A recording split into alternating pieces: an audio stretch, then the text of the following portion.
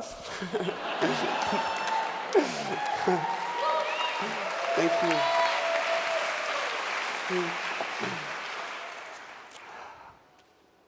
As a kid, I grew up on a farm in Florida, and I did what most little kids do. I played a little baseball, did a few other things like that. But I always had the sense of being an outsider, and it wasn't until I saw pictures in the magazines and a couple other guys skate, I thought, wow, that's for me, you know, because there was no coach standing directly over you. And these guys, they were just being themselves. There was no opponent directly across from you.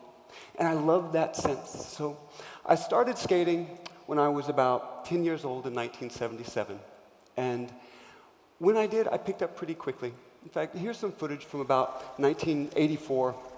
It wasn't until 79 I won my first amateur championship. And then by 81, I was 14 and I won my first world championship, which was amazing to me. And in a very real sense, that was the first real victory I had. Oh, watch this. This is a Casper slide where the board's upside down. Mental note on that one. And this one here, an ollie. So, and she mentioned that it's overstated for sure. But that's why they called me the godfather of modern street skating, which here's some images of that. Now, I was about halfway through my pro career, and I would say, mid-80s. Freestyle itself, we developed all these flat ground tricks as you saw, but there was evolving a new kind of skateboarding where guys were taking it to the streets. And they were using that ollie, like I showed you. They were using it to get up onto stuff like bleachers and handrails and over stairwells and all kinds of cool stuff. So it was evolving upwards. In fact, when someone tells you they're a skater today, they pretty much mean a street skater, because freestyle took about 5 years for it to die. And at that stage, I'd been a champion for 11 years, and suddenly it was over for me. That's it. It was gone. They took my pro model off the shelf, which was essentially pronouncing you dead publicly. That's how you make your money. You know, you have a signature board and wheels and shoes and clothes. I had all that stuff, and it's gone. The crazy thing is there was a really liberating sense about it, because I no longer had to protect my record as a champion again. Champion sounds so goofy, but that's what it was, right? And I got to, what drew me to skateboarding, the freedom, was now restored, where I could just create things, because that's where the joy was for me, always, was creating new stuff. The other thing that I had was a deep well of tricks to draw from that were rooted in these flat ground tricks. Stuff the normal guys were doing was very much different. So as humbling and rotten as it was, and believe me, it was rotten. I would go to skate spots, and I was already like famous guy, right? And everyone thought I was good. But in this new terrain, I was horrible. So people would go, what happened to Mullen?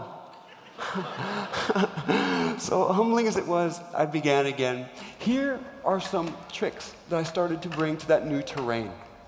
And again, this is undergirding layer of influence of freestyle that made me, that one? That's like the hardest thing I've ever done. These, okay, look at that. It's a dark slide. See how it's sliding on the backside? Those are super fun. And they're actually not that hard.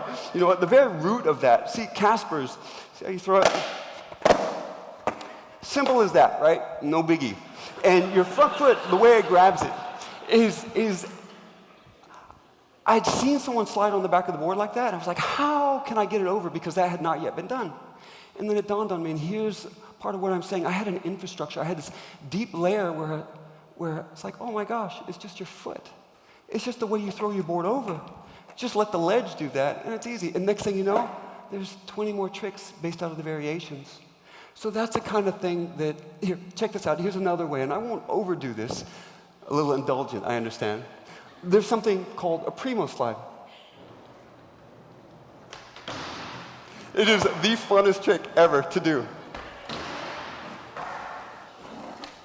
It's like skimboarding. This one, look how it slides sideways, every which way. Okay, so when you're skating and you take a fall, the board fits that way or that way. It's kind of predictable.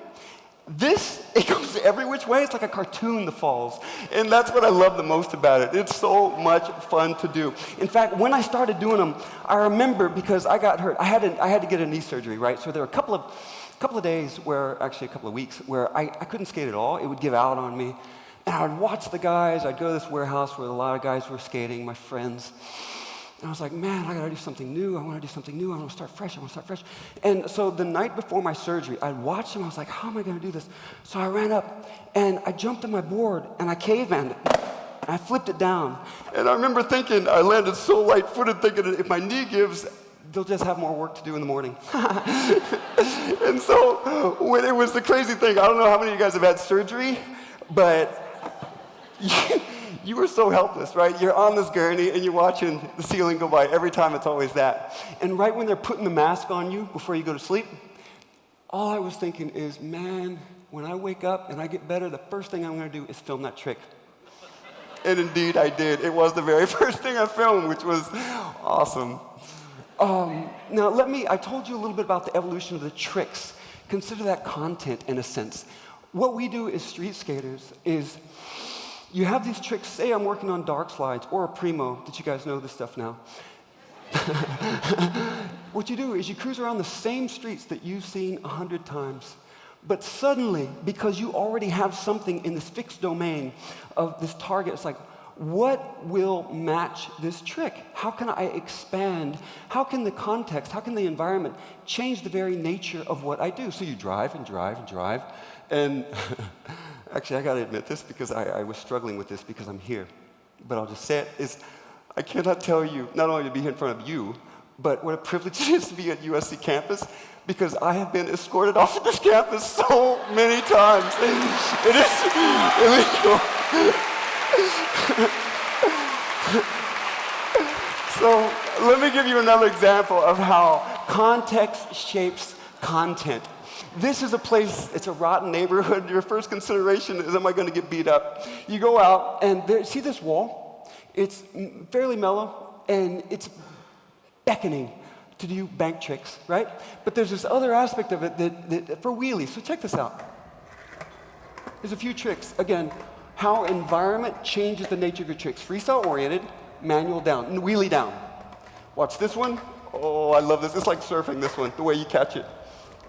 This one, a little sketchy going backwards, and watch the back flip, Up. Mental note right there. Again, we'll get back to that. Here, back foot. Okay, up there, that was called a 360 flip. Notice how the board flipped and spun this way, both axes.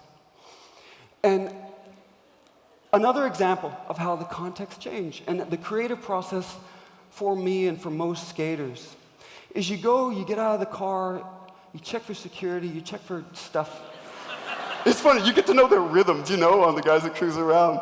And skateboarding is such a humbling thing, man. No matter how good you are, right, you still got to deal with.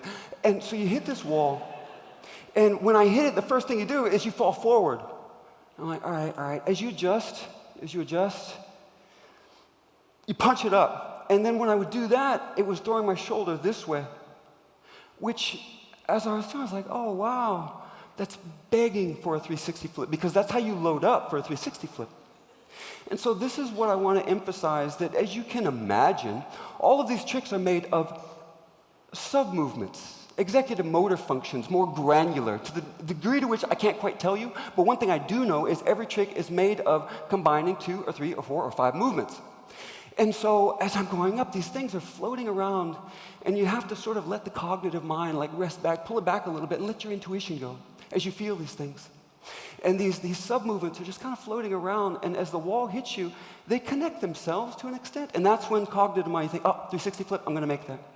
So that's how that works for me, the creative process, the process itself of street skating. Context-changing content. So next, mind you, pillars of the community. These are some of the best skaters in the world. See, these are some of my friends. Oh my gosh, they're such good people. And the beauty of skateboarding is that no one guy is the best. In fact, I know this is rotten to say, they're my friends, but a couple of them actually don't look that comfortable on their board. What makes them great is the degree to which they use their skateboarding to individuate themselves. Every single one of these guys, you look at them, you can see a silhouette of them, and you realize, like, oh, that's him, that's Haslam, that's Costin, there's these guys, these are the guys. And skaters, I think they tend to be outsiders who seek a sense of belonging, but belonging on their own terms. And real respect is given by how much we take what other guys do, these basic tricks, 360 flips, we take that, we make it our own, and then we contribute back to the community in a way that edifies the community itself. The greater the contribution, the more we express and form our individuality, which is so important to a lot of us who feel like rejects to begin with. The summation of that gives us something we could never achieve as an individual, truly. And that forms, I should say this, that there's some sort of beautiful symmetry, that the degree to which we connect to a community is in proportion to our individuality, which we are expressing by what we do. Next, these guys, very similar community that's extremely conducive to innovation. Notice a couple of these shots from the police department. But it is quite similar. I mean, what is it to hack, right? It's knowing a technology so well that you can manipulate it and steer it to do things it was never intended to do, right? And they're not all bad. You can be a Linux kernel hacker, make it more stable, right? More safe, more secure. You can be an iOS hacker, make your iPhone do stuff it wasn't supposed to. Not authorized, but not illegal. And then you've got some of these guys, right? What they do is very similar to our creative process. They connect disparate information, and they bring it together in a way that security analyst doesn't expect, right? Doesn't make them good people, but it's at the heart of engineering. It's at the heart of a creative community, an innovative community. And the open source community, the basic ethos of it, is take what other people do, make it better, give it back so we all rise further. Very similar communities, very similar. We have our edgier sides too. It's funny, my dad was right. These are my peers. But I respect what they do, and they respect what I do, because they can do things, it's amazing what they can do. In fact, one of them, he was Ernst & Young's Entrepreneur of the Year for San Diego County. So they're not, you never know who you're dealing with. We've all had some degree of fame. In fact, I've had so much success that I strangely always feel unworthy of. I've had a patent, and that was cool, and we started a company, and it grew, and it became the biggest, and then it went down, and then it became the biggest again, which is harder than the first time, and then we sold it, and then we sold it again. So I've had some success. And in the end, when you've had all of these things, what is it that continues to drive you? As I mentioned, the knee stuff and these things, what is it that will punch you? Because it's not just the mind. What is it that will punch you and make you do something and bring it to another level? And when you've had it all, sometimes guys, they die on the vine with all of that talent. And one of the things we've had, all of us, is fame. I think the best kind of fame, because you can take it off. I've been all around the world. And there'll be 1,000 kids crying out your name, and it's such a weird, visceral experience. It's like, it's disorienting. And you get in a car, and you drive away, and 10-minute drive, and you get out, and no one gives a rat's who you are. And it gives you that clarity of perspective of, man, I'm just me, and popularity, what does that really mean again? Not much. It's pure respect that drives us. That's the one thing that makes us do what we do. I've had over a dozen bones. These guys, this guy, over, 8, 10 concussions to the point where it's comedy, right? It is actually comedy. They mess with him. Next, and this is something deeper, and this is where I think I was on tour when I was reading one of the Feynman biographies. It was the red one or the blue one. And he made this statement that was so profound to me. It was that the Nobel Prize was the tombstone on all great work. And it resonated because I had won 35 out of 36 contests that I'd entered over 11 years, and it made me bananas. In fact, winning isn't the word. I won it once. The rest of the time, you're just defending, and you get into this like turtle posture, you know, where you're not doing it. it usurped the joy of what I love to do because I was no longer doing it to create and have fun. And when it died out from under me, that was one of the most liberating things because I could create. And look, I understand that I am on the very edge of preachy right here. I'm not here to do that. It's just that I'm in front of a very privileged audience. If you guys aren't already leaders in your community, you probably will be. And if there's anything I can give you that will transcend what I've gotten from skateboarding, the only things of meaning, I think, and a permanence, it's not fame, it's not popularity, it's all these things. It's what it is that there's an intrinsic value in creating something for the sake of creating it. And better than that, because, man, I'm 46-year-old, or I'll be 46, and how pathetic is that I'm still skateboarding? But there is this beauty in dropping it into a community of your own making and seeing it dispersed and seeing younger, more talented, just different talent. Take it to levels you could never imagine, because that lives on. So, thank you for your time. Thank you.